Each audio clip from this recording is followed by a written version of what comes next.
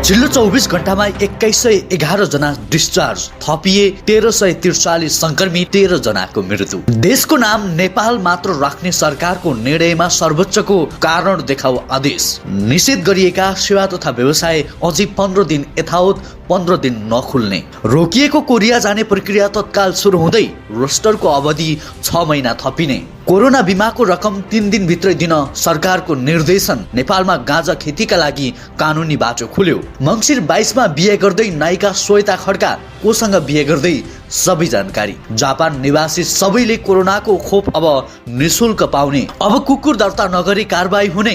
कुकुर पाल्नेलाई दुःखद खबर, कर लाग्ने। अब रात्रिकालीन व्यवसायीको माइती घरमा प्रदर्शन, बार, रातिको होटल सबै खोल्न पाउने माग। केपी ओली हत्या मुद्दामा जेल परेका हुन्, म जस्तो लोकतन्त्रका लागि होइन, रामचन्द्र पौड्याल। सुनको भाउ तोलामा 1600 ले बढ्यो, चाँदी कतिमा कारोबार हुँदैछ त, सबै जानकारी। राजालाई सिंहासनमा राखेर श्रीपेश पहिर्याएपछि मात्र विवाह गरेर घरजम गर्ने एक राजावादीको अटुट। दर्शकवृन्द नमस्कार, युट्युब च्यानल इन्फो खबरमा तपाईलाई हार्दिक स्वागत छ। म सन्तोष कठायत आज पनि महत्त्वपूर्ण समाचारको साथमा उपस्थित भइसकेको छु। पुरा भिडियो हेर्न र हाम्रो भिडियोलाई लाइक, कमेन्ट र सेयर गर्न नबिर्सिनुहोस् है त। दर्शकवृन्द सुरुमा जानकारी गराउँ कोरोनाको पछिल्लो अपडेट। देशभर पछिल्लो 24 घण्टामा थप 1343 जना संक्रमित थपिएका छन्। यो सँगै नेपालमा हालसम्म कोरोना भाइरसबाट संक्रमित हुनेहरूको संख्या 2,37,589 पुगेको स्वास्थ्य मन्त्रालयले पुष्टि गरेको छ। त्यसैगरी आज थप 2111 जनामा कोरोना संक्रमण मुक्त भएपछि हालसम्म कोरोना संक्रमणबाट मुक्त हुनेको संख्या 2,20,272 पुगेको छ। आज देशभरिका अस्पताल, संस्थागत आइसोलेसन तथा होम आइसोलेसनमा गरी कुल 15,766 जना कोरोना भाइरसका सक्रिय संक्रमित रहेको मन्त्रालयले जनाएको छ। यसैगरी कोरोना भाइरसको संक्रमणबाट आज 13 जनाको मृत्यु भएको छ। यो सँगै नेपालमा हालसम्म 1551 जनाको कोरोना संक्रमणका कारण मृत्यु भएको स्वास्थ्य तथा जनसंख्या मन्त्रालयले पुष्टि गरेको छ। दर्शकवृन्द, स्वास्थ्य तथा जनसंख्या मन्त्रालयले कोरोना भाइरस कोभिड-19 महामारीका क्रममा निषेध गरिएका सेवा तथा व्यवसाय अझै 15 दिन यथावत सञ्चालन गर्न नहुने जनाएको छ। मन्त्रालयका प्रवक्ता डाक्टर जागेश्वर गौतमले 15 दिनसम्म यस अघिको निर्णय पूर्ण रूपमा कार्यान्वयन गर्ने र आउँदो 15 दिनको संक्रमण अवस्था हेरेर थप निर्णय गरिने बताए। उनले अझै 15 दिन बन्द रहने सेवामा सिनेमा हल तथा रात्रिकालीन व्यवसाय रहेको बताए। धेरै मानिस जम्मा हुने स्थान र जनस्वास्थ्यका मापदण्ड उल्लङ्घन हुने सेवा तथा व्यवसाय अझै 15 दिनसम्म बन्द गर्नुपर्ने उनले बताए। प्रवक्ता गौतमका अनुसार सभा, सम्मेलन, जुलुस, धरना, घेराउ जस्ता कार्यक्रम गर्न पाइने छैन। विद्यालय खोल्ने हकमा थोरै विद्यार्थी भएका ठाउँबाट स्थानीय तहबाट स्वीकृतले स्वास्थ्य मापदण्ड कडाइका साथ पालना गर्नुपर्नेछ। यसका लागि स्वास्थ्य सेवा विभागसँगको समन्वयमा निर्णय गरी सीसीएमसीलाई पठाउने निर्णय स्वास्थ्य मन्त्रालयले गरेको प्रवक्ता गौतमले बताए। डाक्टर गौतमले अझै 15 दिन नखोल्न भनिएका सेवा तथा व्यवसायहरूलाई कडाइका साथ बन्द गर्ने गरी निर्देशन पालना गर्न आग्रह समेत गरे।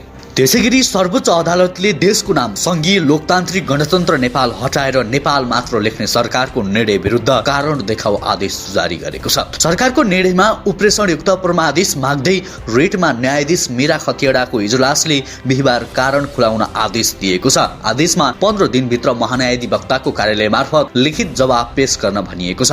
आन्तरिक आदेश माग गरेतर्फ दुवै पक्षलाई छलफलका लागि मङ्सिर 29 गते बोलाइएको आदेशमा उल्लेख छ।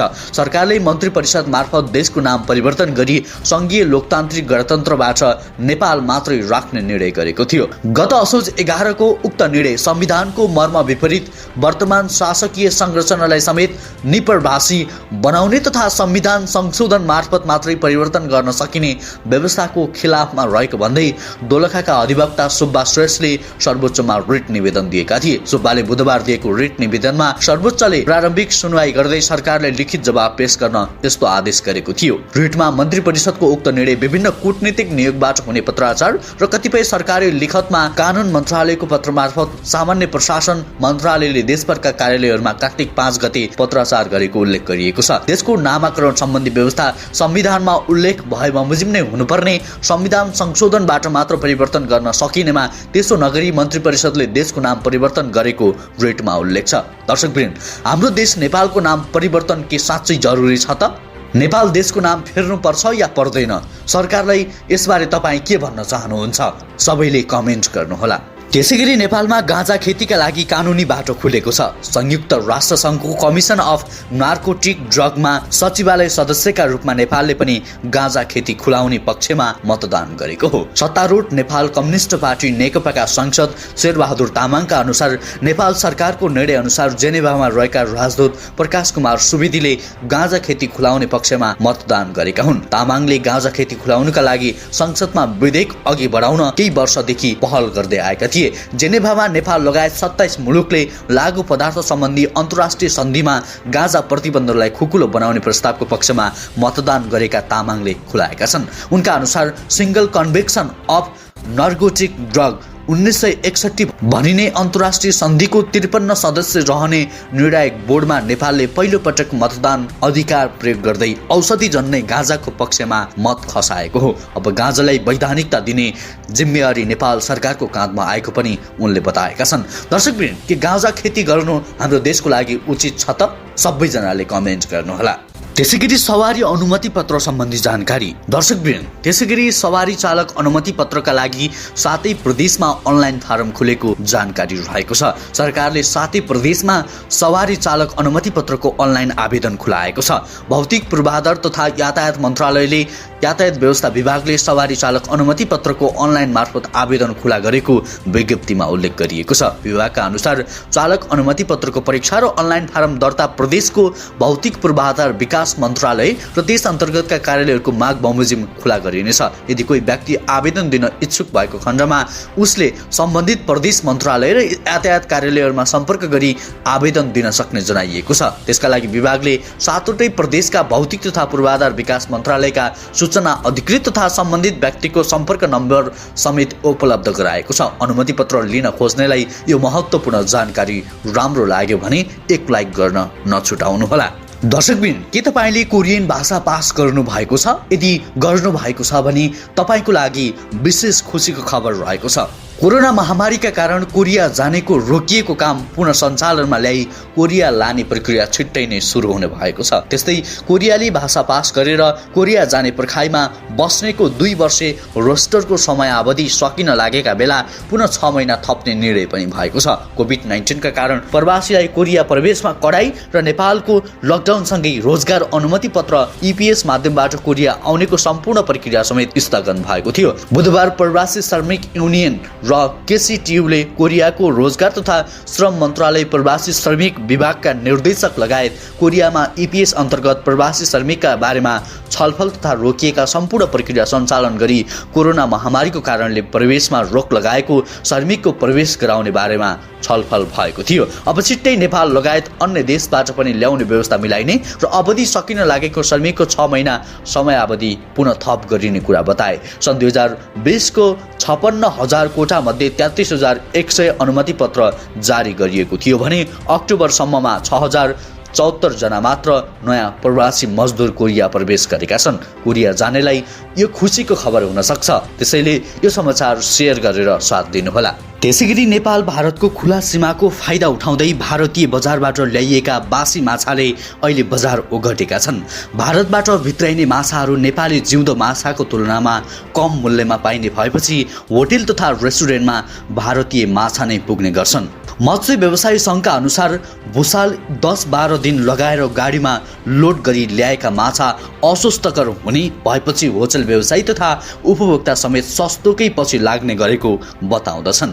भारतीय माछा नेपाली माछा भन्दा किलोमै 100 रुपियाँ भन्दा बढी सस्तो पर्छ।